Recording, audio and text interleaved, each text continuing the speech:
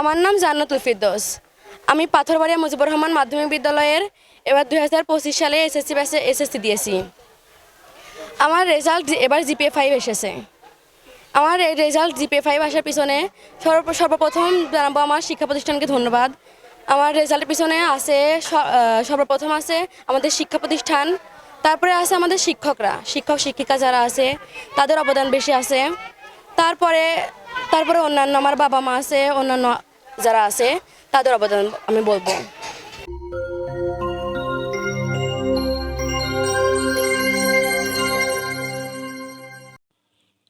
অভাবকে জয় করে কুষ্টিয়ার কুমারখালীর জান্নাতুল ফেরদৌস পেল জিপিএ 5, স্বপ্ন ডাক্তার হওয়ার। অদম্য ইচ্ছাশক্তি, কঠোর পরিশ্রম আর সীমাহীন প্রতিকূলতার মাঝেও যে কেউ স্বপ্ন ছুঁতে পারে, তারই উজ্জ্বল উদাহরণ হয়ে উঠেছে কুষ্টিয়ার কুমারখালী উপজেলার পাথরবাড়িয়া গ্রামের মেধাবী শিক্ষার্থী জান্নাতুল ফেরদৌস। এবার এসএসসি পরীক্ষায় বিজ্ঞান বিভাগ থেকে জিপিএ 5 অর্জন করেছে সে। আমার জিপিএ 5 পেয়েছি আমি এবার এসএসসি পরীক্ষাতে। আমার ভবিষ্যতের ইচ্ছা যে আমি একজন ডক্টর হব। আমার বাবা মায়েরও খুব ইচ্ছা যে আমি একজন ডক্টর হব। আমি মেডিকেলের জন্য প্রস্তুতি নিতে চাই, মেডিকেলে আমি চান্স পেতে চাই। এই জন্য আমার এসএসসিতে যেরকম আমি জিপিএ 5 পেয়েছি, আমার ইচ্ছা আমি ইন্টারেও জিপিএ 5 পাওয়ার চেষ্টা করব। তারপরে আমি মেডিকেলে চান্স পাবো, এরকম একটা ইচ্ছা আছে আমার।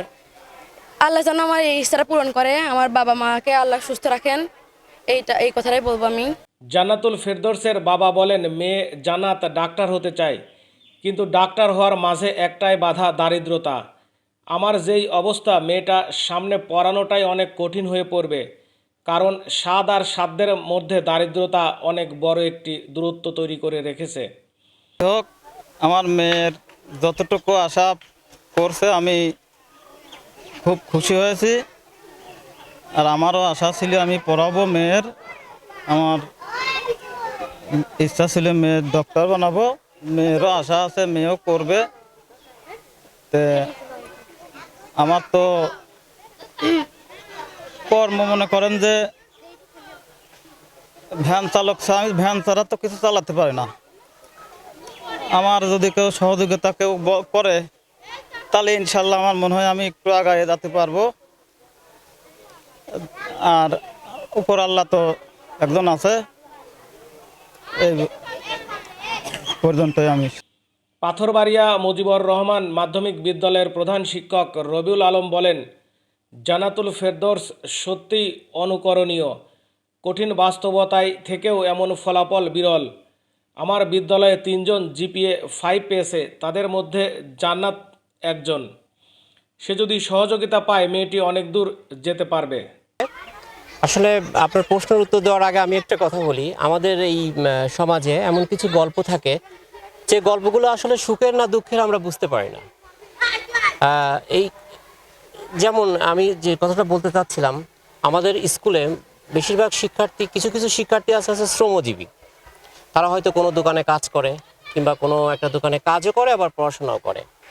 তো সেক্ষেত্রে আমাদের জান্নাতুল এবং মৌ, 2 জন শিক্ষার্থী বিজ্ঞান বিভাগ থেকে ওরা A+ পেয়েছে। 3 জন পেয়েছে, তাদের মধ্যে জান্নাতুল এবং মৌ।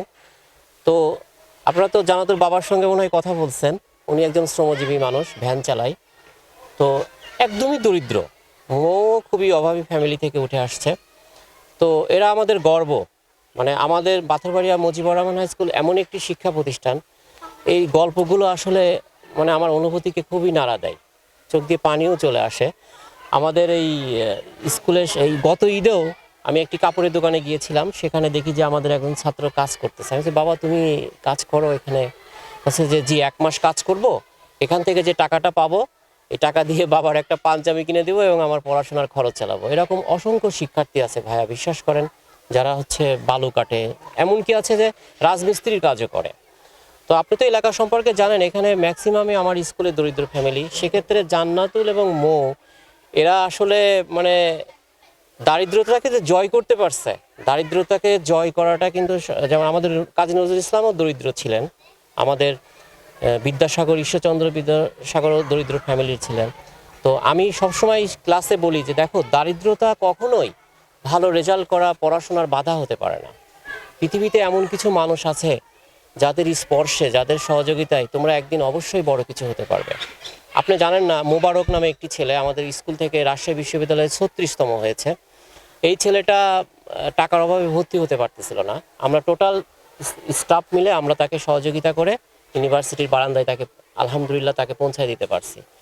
তেমনিভাবে আমাদের জান্নাতুল মোড় মেডিকেলে পড়ার জন্য আপনি যে কথাটা বললেন, আসলে এটা হলো বলে তো আসলে সাক্ষাৎকার দিয়ে মানুষের অনুভূতিটাকে, ইচ্ছা আকাঙ্ক্ষাটাকে আসলে প্রকাশ করার পরিপূর্ণতা আসে না।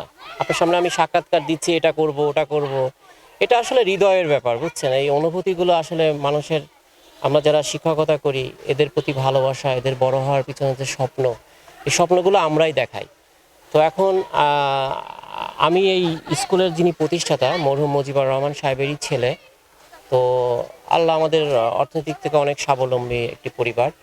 তাছাড়া আমার এখানে কুমারখালী ওয়েলফেয়ার ট্রাস্ট আছে, সেখানকার সদস্য, আমার স্টাফ, আমার এলাকাবাসী, যেখানে আমার প্রাক্তন ছাত্র, সবাই যদি আমরা ওদের পিছনে মানে থাকি, ওদের পড়াশোনার পিছনে যদি সহযোগিতা করি, মেডিকেল কেন, ও আরও অনেক বড় বড় কোনো জায়গায় আমার মনে হয় যে ও চলে যেতে পারবে। এই এই এই- এই- এটা আসলে আসলে ভাইয়া ওইভাবে তো আসলে মানুষকে সহযোগিতা করা বলে কয়ে তো হয় না। তো আপনি দেখতে পাচ্ছেন, আসেন ভাই আসেন, এই যে আমাদের জান্নাতুলের বাবা অত্যন্ত ভালো মানুষ। উনি উনি ওনাকে জিজ্ঞেস করে দেখেন যে ওনার মেয়ের ব্যাপারে আমরা স্কুল থেকে কতটুকু সহযোগিতা করতাম। তো পাশাপাশি ওনার কথাটাও শোনেন। এই এই ধারাবাহিকতা ইনশাল্লাহ বজায় থাকবে ভাইয়া, আমরা অবশ্যই ওর পিছনে সহযোগিতা করব। আমার মেয়ে রেজাল্ট ভালো করছে। আমাদের স্কুল থেকে স্যাররা অনেক টাকা দিয়ে না করুক, বুদ্ধি দিয়ে করুক, আর যেভাবে করুক করছে, আমাদের হেল্প করছে। ওই জন্য আমার এই দুইটা মেয়ে মনে করেন যে খুব ভালো রেজাল্ট করছে।